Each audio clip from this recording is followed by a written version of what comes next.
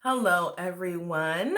Welcome back to 23 Days of Hope. My name is Sherry Weary. I am the CEO, founder, and empowerment strategist of Weary Consultations LLC. I specialize in empowering women and youth to rise from their pain and to live transformed lives. I'm a speaker, an author, and ultimately just really passionate about helping people to be their best selves. I really just want to make sure that I'm being an inspiration and encouraging other people and just being light, because everyone can use a little bit of light.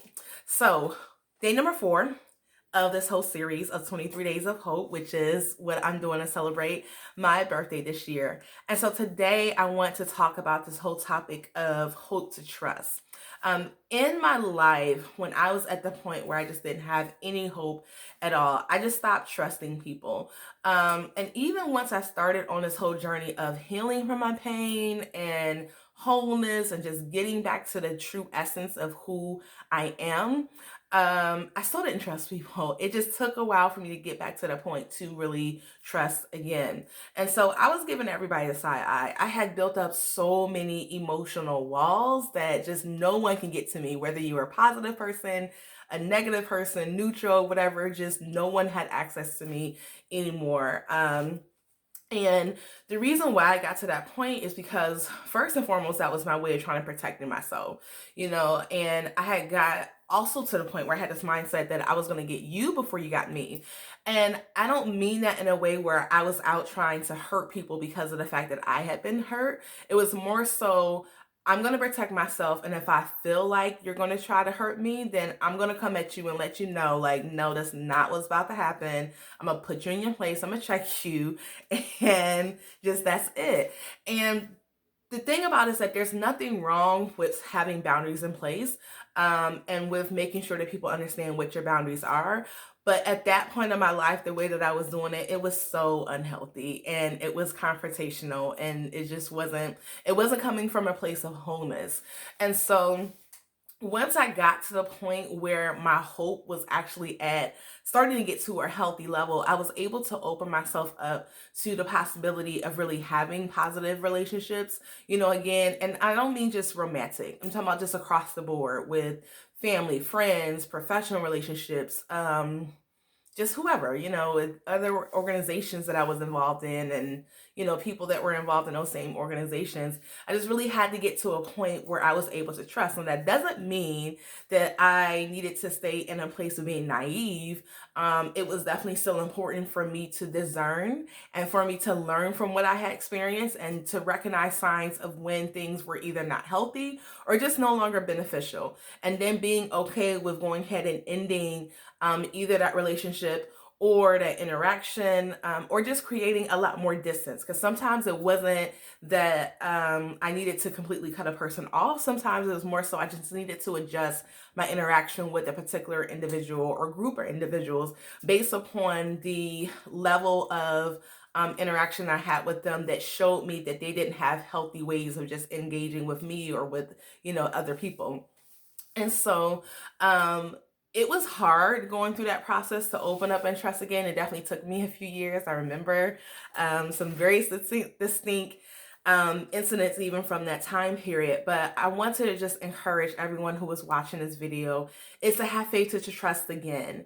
When you're hurt, especially when you are vulnerable and you open yourself up to someone, and again, this can be a romantic relationship, it can be a family member, it can be a friend, it can be a colleague, it can be, just anyone that you engage with on any depth or any level on a regular basis.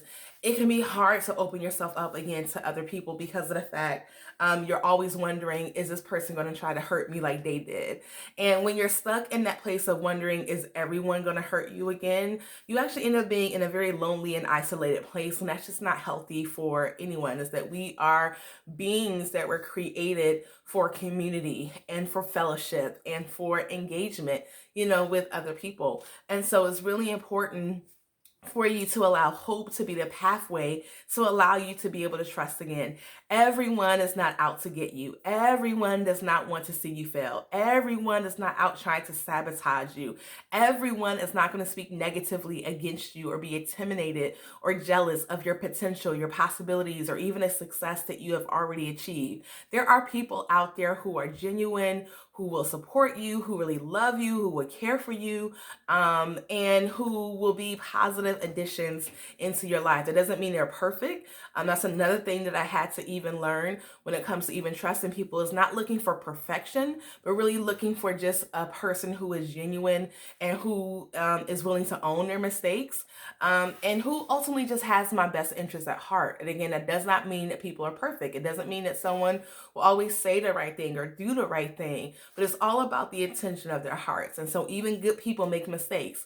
And so you have to give people the grace that you want people to give you. You know, you're not perfect. I'm not perfect. I would love to say that I am, but I make mistakes. You know, even with people that I really love and care about, I don't always do the right thing. And so I would hate for them to throw me off or to cut me off when at the end of the day it was a mistake and not an issue with my intention. And so when it comes to trust, I really encourage you to really look at the intentions, you know, of the people around you, and try to make sure that you are really as objective as possible with looking at people to see, okay, is this incident a cause of them just making a mistake? Or is this an incident a revelation of the intention of them that I didn't see before? And if it's a revelation of an intention that is meant to harm you, whether that's mentally, emotionally, financially, socially, spiritually, whatever, then okay, you create the necessary distance or you cut the relationship. But if it's a mistake, you talk it out, you clearly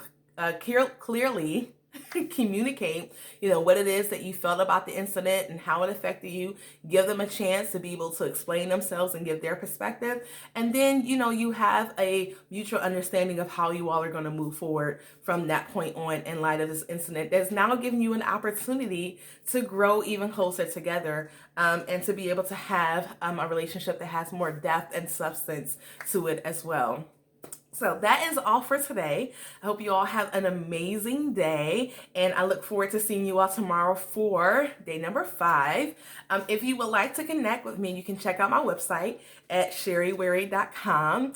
You can also connect with me on social media on Instagram, Twitter, and you can like my Facebook page as well, which is Sherry C. Wary. And all the information will be in the caption of this video. So take care. I look forward to talking with you all soon, which will be tomorrow for day number 5 of 23 Days of Hope. All right, take care. Bye.